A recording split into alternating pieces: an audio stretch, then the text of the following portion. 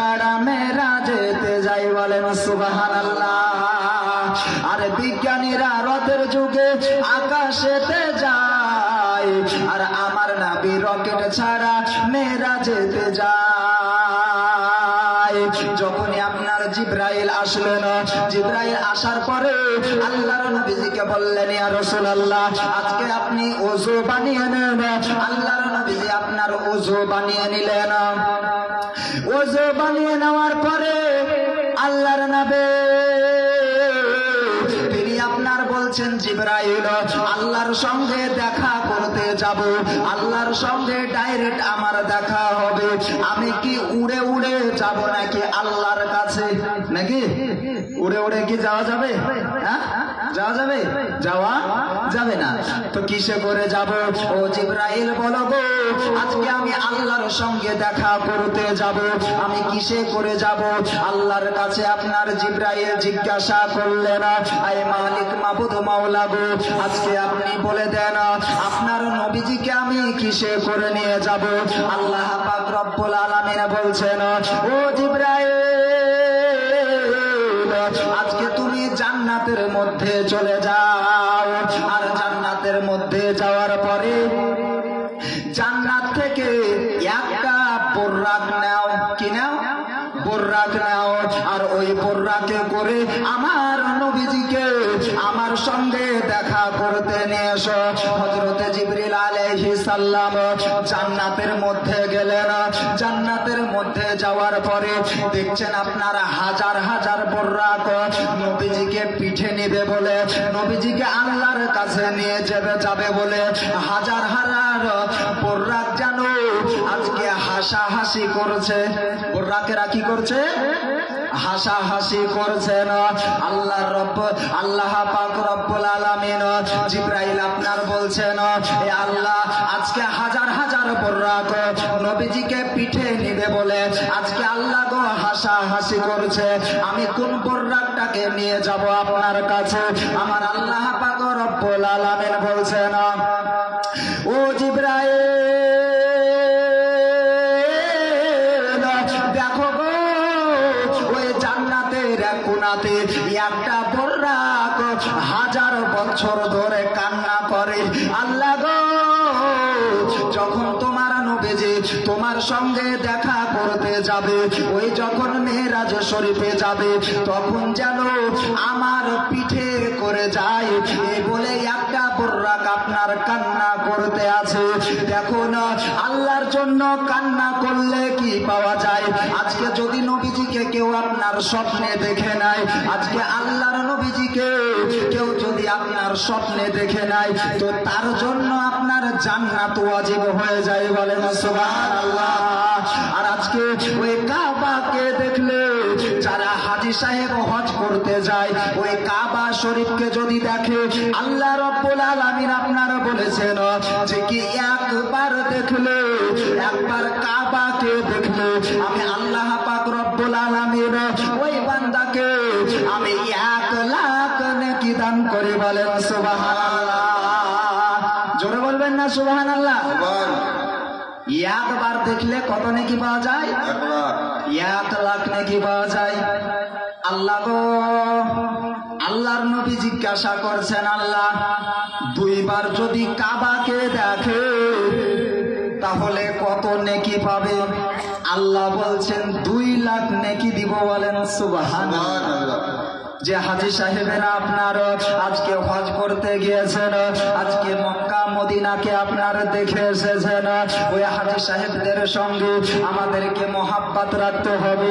কেননা আল্লাহ পাক রব্বুল আলামিনের নবীকে আজকে বোররাক নিয়ে নাও যাওয়ার জন্য 1000 বছর ধরে আপনার কান্না করে করে নবীজিকে আপনার পিঠে করে নিয়ে যাবে। যে বোররাকটা আজকে 1000 বছর ধরে ওই জান্নাতের মধ্যে আপনার কান্না করতেছিল, ওই বোররাকটাকে জিবরাইল যেমনই জান্নাত থেকে বের করেছেন, বোররাকটা যেন আপনার হাসতে লেগেছেন, বলেন সুবহানাল্লাহ। বোররাকটা আপনার জান্নাত 1000 বছর কাঁদলেন কার জন্য? নবীকে আল্লাহর কাছে নিয়ে যাওয়ার জন্য। আর জান্নাত থেকে আপনার 1000 বছর কাঁদার পরে জান্নাত থেকে যেমনই আপনার বেরিয়েছে, তো আপনার বলছে জিবরাইল শোধাচ্ছে, এ বুররাক, তুমি তো এতদিন কাঁদছিলে আর এখন তুমি জান্নাত থেকে বেরোর পরে তুমি হাসতে লাগলে কেন? ওই বুররাকটা আপনার বলছেন, আমার কান্দার পালি শেষ। কান্দার পালি শেষ। কিসের জন্য?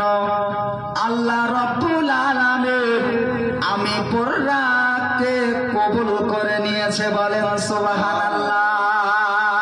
ওই বুররাকটাকে আপনার নিয়ে আসলেন আল্লাহর নবীজির কাছে, আপনার নিয়ে আসলেন।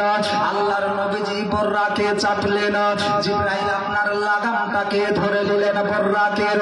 ও বুররাক, চলো চলো, আল্লাহর সঙ্গে দেখা করতে হবে আজকে, আল্লাহর সঙ্গে ডাইরেক্ট আমার দেখা হবে।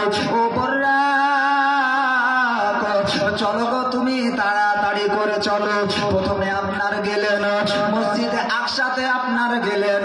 ওই মসজিদে আকসাতে যাওয়ার পরে দেখছেন যে কি মতান্তরে আপনার 2,24,000 পয়গম্বর, ওই নবীগণ ওই মসজিদে আকসাতে আপনার হাজির আছে। কত নবীগণ? 2,24,000 নবীগণ। শুধু ওই মসজিদের ভিতরে ইমামতির জায়গাটায় আপনার ফাঁকায় আছে। কার জন্য? বলে নবীর জন্য। কার জন্য? নবীর জন্য। নবীর জন্য। ইব্রাহিম নবী আছে, মুসা নবী আছে, ঈসা নবী আছে, ইব্রাহিম নবী আছে, হযরতে লূত আলাইহিস সালাম আছে, হযরতে শীস আলাইহিস সালাম আছে। বিরাদরানে মিল্লাতে ইসলামিয়া সকল নবীগণ আপনার ওই জায়গাতে হাজির আছে। আর আমার আল্লাহর নবী, যে নবীজির আজকে আমরা উম্মত হতে পেরেছি, বাপজিরা গো, আমার ভাইরা, আজকে আমাদের শুকরিয়া আদায় করা উচিত, উচিত না? যে নবীজির আমরা উম্মত হয়েছে, হযরত মুহাম্মাদুর রাসূলুল্লাহ সাল্লাল্লাহু তাআলা আলাইহি ওয়াসাল্লামের আমরা উম্মত আজকে হয়েছে। ওই নবীজির জন্য আপনার ইমামতির জায়গাটা ফাঁকা আছে। আল্লাহর নবীজি ওই মসজিদে গেলেন।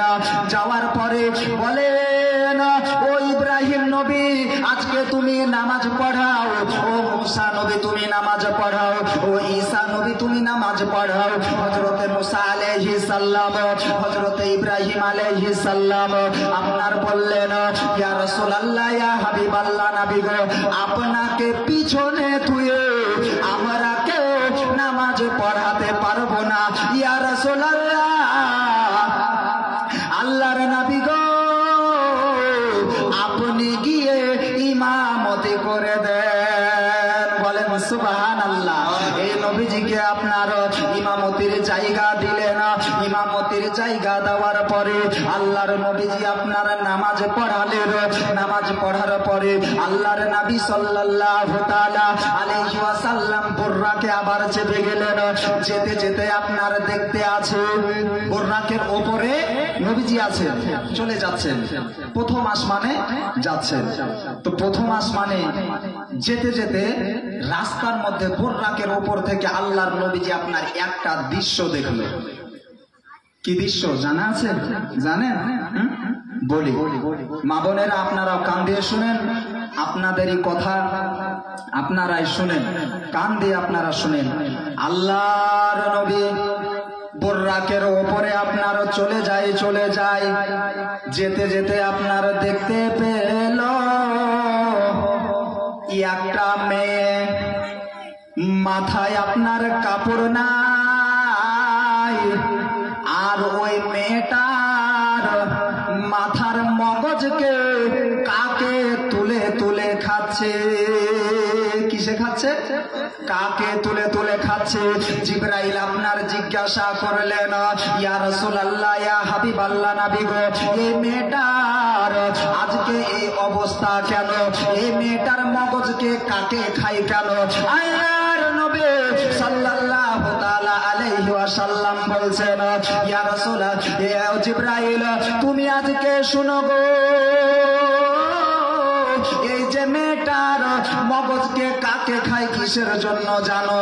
এই দুনিয়ার মধ্যে যখন এই মেয়েটা ছিল, দুনিয়ার মধ্যে মাথায় কাপড় দিত না। কি দিত না মাথায়? বলেন। কাপড় দিত না।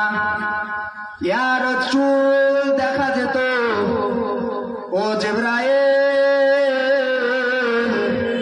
তার জন্য এই মেয়েটার মাথার মগজকে আজকে কাকে তুলে তুলে খায়। আল্লাহুম্মা সাল্লি আলা সাইয়্যিদিনা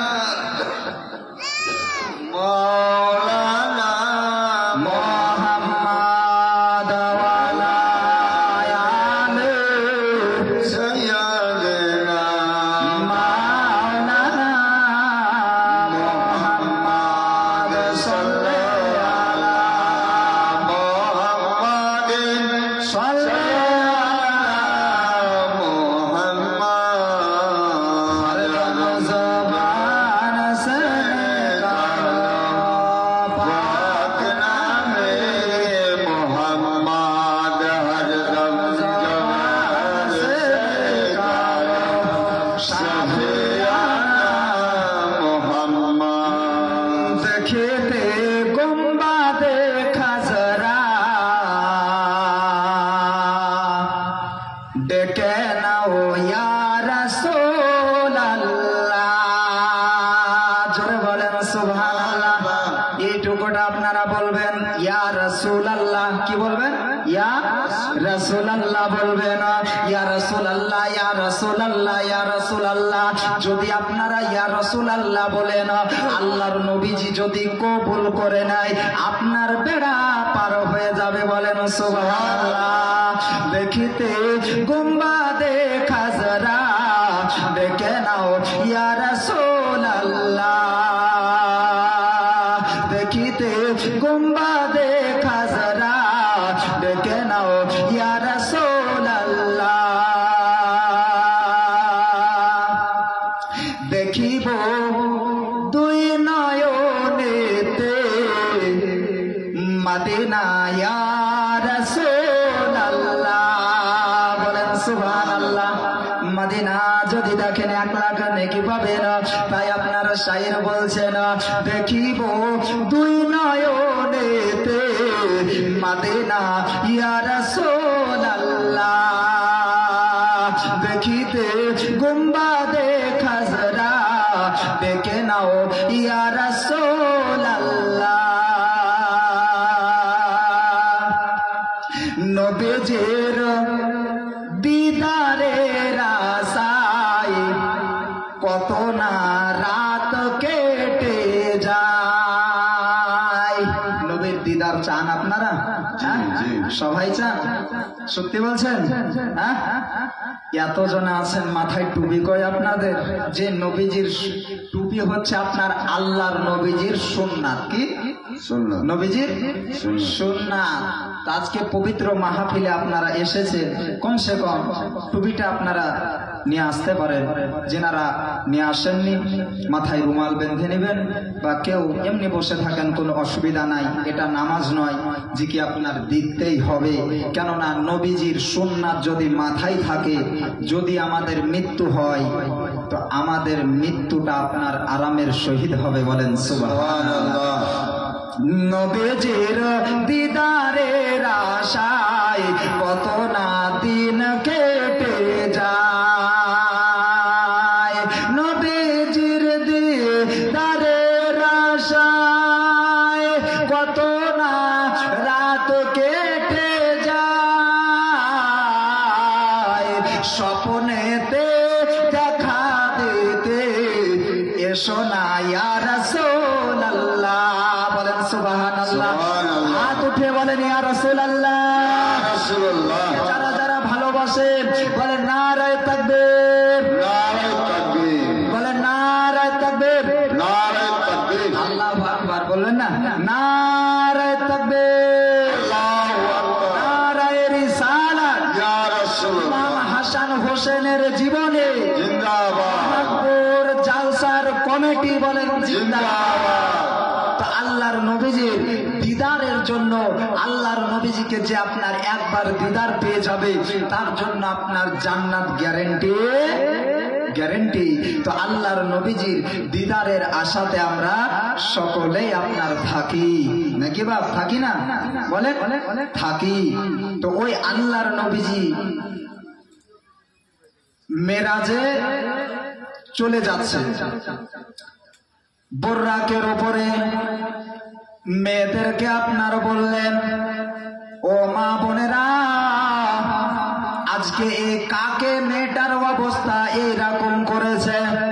তোমরা দুনিয়ার মধ্যে যখন থাকবে, তোমরা যখন দুনিয়ার মধ্যে থাকবে, তোমরা মাথায় কাপড় দিয়ে তোমরা বেড়াবে না। তো আমাদের মা বোনেরা কি করে, যদি আপনার পাড়াতে থাকে মাথায় কাপড় দেয় না, যখন দেখবে আজকে ইমাম সাহেব আসছে, আজকে আপনার মৌলভী সাহেব আসছে, চট করে আপনার মাথায় কাপড় দেয়, দেয় না? হ্যাঁ, যখনই দেখবে আপনার মৌলভী সাহেব আছে তখনই আপনার মাথায় কাপড় দিবে, দেয় দেয়। তো এইরকম করলে হবে না। খুব সর্ব সময় যেন অপর পুরুষ যেন আপনার চেহারা দেখতে যেন আপনার না পাই, আপনার চুল যেন না দেখতে পাই। মা বোনেরা গো, আজকে আল্লাহর নবী সাল্লাল্লাহু তাআলা আলাইহি ওয়াসাল্লাম মেরাজে যেতে যেতে আপনার এই ঘটনাটা আপনার দেখলেন। প্রথম আসমানে গেলেন, প্রথম আসমানে যাওয়ার পরে দ্বিতীয় আসমানে গেলেন, দ্বিতীয় আসমান ভেদ করে তৃতীয় আসমানে গেলেন, তৃতীয় আসমানকে আপনার ভেদ করে চতুর্থ আসমানে গেলেন, চতুর্থ আসমানকে ভেদ করে পঞ্চম আসমানে গেলেন। পঞ্চম আসমানে যাওয়ার পরে আল্লাহর নবীজি আরেকটা আপনার দৃশ্য দেখলেন, যে কি একটা লোক আপনার দাঁড়িয়ে আছে, যে কি আপনার চোখগুলো হলো বড় বড়, চোখগুলো কি বড় বড়, পাঁচ আসমানের ওপরে আজকে লোকটাই আপনার দাঁড়িয়ে আছে, চোখগুলো দেখা যায় বড় বড়। ও জিবরাইল, এটাই আবার কে গো? জিবরাইল বলছেন, ইয়া রাসূলুল্লাহ, ইয়া হাবিবাল্লাহ, নবী গো, আজকে গুনাহগার উম্মত উম্মতিরা দুনিয়ার বুকে যাওয়ার পরে নেকির কাজ যখন না করবে, দুনিয়ার বুকে যাওয়ার পরে গুনার মধ্যে যখন লিপ্ত থাকবে, সে যখন মৃত্যুবরণ করবে, তাকে সে যদি জান্নাত জাহান্নামে না যেতে চায়, এই যে ফারিস্তাটা দাঁড়িয়ে আছে, চোখগুলো আপনার বড় বড়, মুখটাই আপনার লম্বা চওড়া, এই যে ফারিস্তাটা দাঁড়িয়ে আছে, চোখের পাঁচালিকে যদি আপনার তুলে, ভয়ে মানুষ জাহান্নামে পড়ে যাবে। কোথায় পড়বে? জাহান্নামে পড়ে যাবে। ইয়া রাসূলুল্লাহ, ইয়া হাবিবাল্লাহ, নবী গো, এই ফারিস্তাটার নাম কি জানেন? এই ফারিস্তাটার নাম হলো মালেকাল মাউত। কি ফারিস্তা? মালেকাল মাউত ফারিস্তা। যে ফারিস্তার বসবাস পাঁচ আসমানে, পাঁচ আসমান থেকে আপনার ষষ্ঠম আসমানে গেলেন, ষষ্ঠম আসমানে যাওয়ার পরে সাত আসমানে গেলেন। কত আসমানে বলেন? সাত আসমানে গেলেন। সাত আসমানে যাওয়ার পরে আল্লাহর নবী সাল্লাল্লাহু তাআলা আলাইহি ওয়াসাল্লাম নবীজি আমার দেখতে পায়, নবীজি সাত আসমানকে ভেদ করে সিদরাতুল মুনতাহাকে ভেদ করে আপনার চলে যাবেন আল্লাহর কাছে। কিন্তু যে রাস্তাটা দিয়ে নবীজি যাবেন, ওই রাস্তাটাতে আপনার উটের লাইন চলছে। কিসের লাইন? উটের লাইন চলতে আছে। আর ওই উটের উপরে আপনার একটা করে বাক্স বাঁধা আছে। কি বাঁধা আছে? উটের পিঠের উপরে একটা করে বাক্স বাঁধা আছে। ওই বাক্সগুলোকে আপনার আল্লাহর নবীজি আপনার বললেন, ও জিবরাইল, তুমি আজকে একটা বাক্সকে পেড়ে নাও আর একটা বাক্সকে পাড়ার পরে তুমি আমার কাছে নিয়ে এসো। আমার কাছে নিয়ে আসার পরে বাক্সটাকে তুমি খুলো। ওই উটের উপরে, ওই উটের পিঠের উপর থেকে জিবরাইল আলাইহিস সালাম বাক্সটাকে আপনার পেড়ে নিয়ে আসলেন। নিয়ে আসার পরে আল্লাহর নবীজির সামনে দিয়ে দিয়েছেন। আল্লাহর নবীজি বলছেন, জিবরাইল আজকে তুমি এই বাক্সটার তালাকে খুলো। বাক্সতে তো তালা মারাই আছে, তোমাকে খুলতে হবে জিবরাইল। জিবরাইল আলাইহিস সালাম উটের লাইন যায়, আর লাইনের উপরে বাক্স আছে, আর বাক্সর ভিতরে আপনার তালা মারাই আছে, কিন্তু চাবি নাই। তো চাবি নাই। জিবরাইল বাক্স খুলো। আল্লাহর নবীজি বলছেন, ও জিবরাইল, এই উটের উপরের বাক্সটাকে তুমি খুলো। আর এই বাক্সটাকে খোলার পরে দেখো বাক্সর মধ্যে কি আছে। জিবরাইল আপনার বাক্সর তালা খুঁজে পেলেন না, তালা পেলেন, চাবি খুঁজে পেলেন না। আল্লাহর নবীজিকে বলেন, ইয়া রাসূলুল্লাহ, আজকে আমি তালাটাকে খুলবো কেমন করে? আল্লাহর নবী সাল্লাল্লাহু তাআলা আলাইহি ওয়াসাল্লাম আপনার বলতে আছেন, ও জিবরাইল, তুমি আমার নামে দরুদ শরীফ পড়ো, আর আমার নামে দরুদ শরীফ পড়ো। আজকে তালাতে ফুঁক মেরে দাও, দেখো তালা খুলে যাবে। বলেন সুবহানাল্লাহ। আজকে আপনি আমি যদি দরুদ শরীফ পড়ে যদি তালায় ফুঁক মারি তো তালা খুলবে? বাপ বলেন, জোরে বলেন না, খুলবে না। চাবি লাগবে নাকি? তো চাবি যদি দিতে হয় তাহলে দিলকে আপনার পরিষ্কার করা লাগবে নাকি? দিল যদি পরিষ্কার থাকে, নামাজ পড়েন, রোজা করেন, হজ করেন, যাকাত দেন, দান খায়রিয়াত দেন, আপনি সবকিছু আপনার কাজে লাগবে। আর আপনার দিল যদি আপনার না ঠিক থাকে, অন্তর যদি আপনার না ঠিক হয়, তো নামাজ পড়েও লোক দেখা নামাজ পড়া কাজে আসবে না। খুব তো নবীজির নামে আপনার, আল্লাহর নবীজির নামে দরুদ শরীফ পড়লেন, আরো দরুদ শরীফ পড়ে নিয়া ওই জিবরাইল তালায় ফুঁক মেরে দিয়েছেন, সঙ্গে সঙ্গে তালায় আপনার খুলে গেছে। বলেন সুবহানাল্লাহ। ওই তালাটাকে খুলে ওই বাক্সটার আপনার শিকলিকে ছেড়েছেন, যে তোলার পরে শিকলিটাকে তোলার পরে দেখছেন ওই বাক্সর ভিতরে একটাই আপনার ডিম পড়ে আছে। কি আছে? ডিম পড়ে আছে। আর ওই ডিমের মধ্যেও তালা মারায় আছে। বলেন সুবহানাল্লাহ। আল্লাহর কি রহমত, ওই ডিমের মধ্যেও তালা মারায় আছে। ওই ডিমের আপনার তালাটাকে জিবরাইল খুললেন। ডিমের তালাটাকে খোলার পরে যেমনই আপনার ওই শিকলিটা ছেড়েছে না, তারপরে আপনার জিবরাইল আলাইহিস সালাম কি দেখতে পাও? ও জিবরাইল, তুমি কি দেখতে পাও? ইয়া রাসূলুল্লাহ, ডিমের ভিতরে একটা রায়ের দানা পড়ে আছে, আর ওই রায়ের দানার ভিতরেও তালা মারায় আছে। বলেন সুবহানাল্লাহ। আল্লাহর নবী সাল্লাল্লাহু তাআলা আলাইহি ওয়াসাল্লাম আপনার বললেন, জিবরাইল, ওই রায়ের ভিতরে শস্যের দানাটাই আছে, ওই তালাটাকে খুলো। আর ওই তালাটাকে খোলার পরে দেখো তুমি কি দেখতে পাও। জিবরাইল রায়ের মধ্যেকার তালাটাকে আপনার যেমনই আপনার খুলেছেন, একবার নবীজির দিকে তাকায়, আর একবার রায়ের ভিতরে কি আছে দেখে, আর একবার নবীজির দিকে তাকায়, আবার রায়ের দিকে জিবরাইল দেখেন। আল্লাহর নবী সাল্লাল্লাহু তাআলা আলাইহি ওয়াসাল্লাম বলছেন, জিবরাইল, তুমি কি পাগল হয়ে গেলা? বলে, না ইয়া রাসূলুল্লাহ, আজকে আমি পাগল হই নাই। ইয়া রাসূলুল্লাহ, ইয়া হাবিবাল্লাহ, নবী গো, কিসের জন্য একবার আপনার দিকে তাকাই আর একবার রায়ের ভিতরে তাকাই জানে না? ইয়া রাসূলুল্লাহ, রায়ের ভিতরে তাকিয়ে যা দেখতে পাই, একটা বিশাল বড় মঞ্চ তৈরি হয়েছে রায়ের ভিতরে। ভিতরে। কিসের ভিতরে? রায়ের ভিতরে। নবীজি কার সঙ্গে আছেন?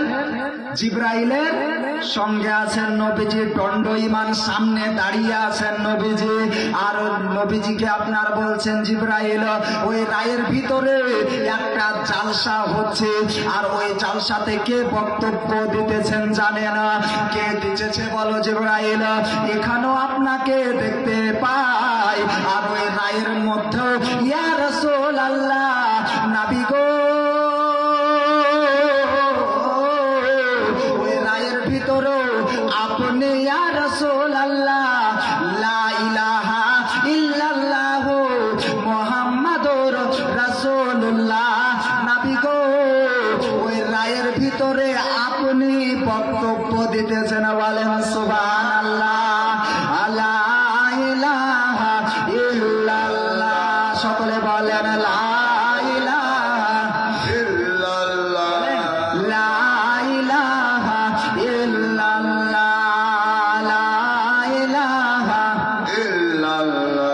আরে কত সুন্দর মদিনা, জোরে বলেন সুবহানাল্লাহ।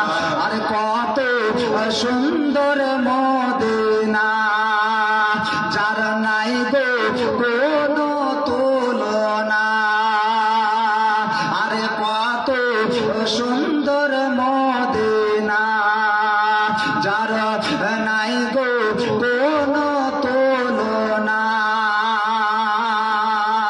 তোমরা বুঝেও কেন বুঝো না? আমরা সবই বুঝি কিন্তু নামাজ পড়ি। বলেন সবাই জানি যে কি 5 ওয়াক্ত নামাজ পড়া ফরজ নাকি, কিন্তু বুঝেও বুঝি না।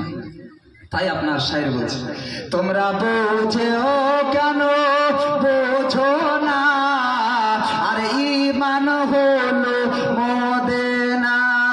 লা ইলাহা ইল্লাল্লাহ, জোরে বলেন লা ইলাহা ইল্লাল্লাহ, লা ইলাহা ইল্লাল্লাহ, লা ইলাহা ইল্লাল্লাহ, লা ইলাহা ইল্লাল্লাহ মুহাম্মাদুর রাসূলুল্লাহ। আল্লাহুম্মা সাল্লাল্লাহু আগে চলে আসেন আপনারা।